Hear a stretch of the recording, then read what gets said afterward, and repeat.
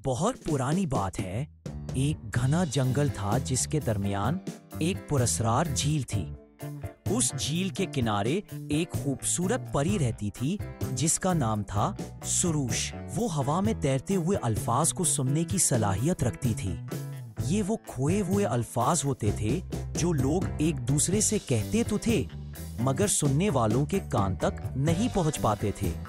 ये अल्फाज जिन्हें कोई नहीं सुनता था, हवा में बेयारो मददगार फिरते रहते जैसे कोई खत डॉक खाने में खो जाए। सुरूश का काम था कि वो उन गुमशुदा अल्फाज को इकट्ठा करे, उन्हें अपने कानों से सुने और फिर उन्हें उन तक पहुंचाए जिनके लिए वो थे।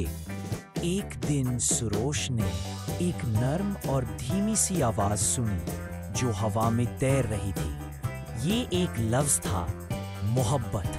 ये लफ्ज किसी नौजवान के दिल से निकला था जो एक लड़की से बेपनाह मोहब्बत करता था मगर उसके होंठों तक पहुंचते पहुंचते रुक गया था। डर, शर्म और वक्त के ना मिलने के बायस ये लफ्ज कभी इस लड़की के कान तक नहीं पहुंचा था जो उस नौजवान के पड़ोस में रहती थी। सुरोश ने उस लफ्ज को अपने हाथों में उठाया तो उसे एक गर्मी महसूस हुई।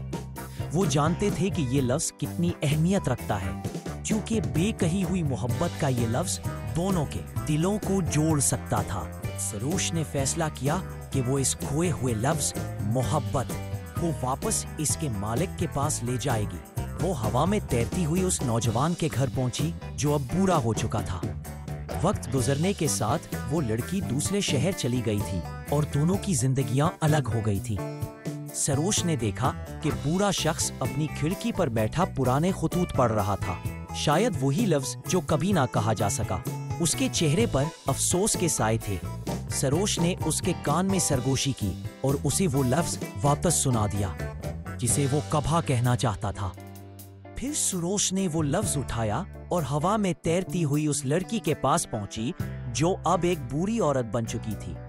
वो अपने बागीचे में फूलों को पानी दे रही थी मगर उसकी आंखों में एक उदासी थी जैसे कोई चीज हमेशा के लिए गुम हो गई हो। सरोश ने उसके करीब जाकर उसके कान में नरमी से वही लफ्ज मोहब्बत पहुंचा दिया।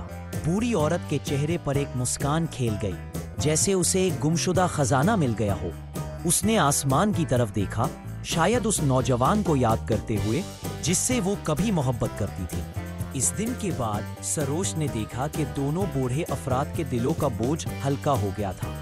उन्हें ये जानकर सुकून मिला कि उनके जज्बात कभी जाया नहीं गए थे। सरोश ने अपना काम जारी रखा क्योंकि दुनिया में अब भी हजारों खोए हुए अल्फाज हवा में तैर रहे थे।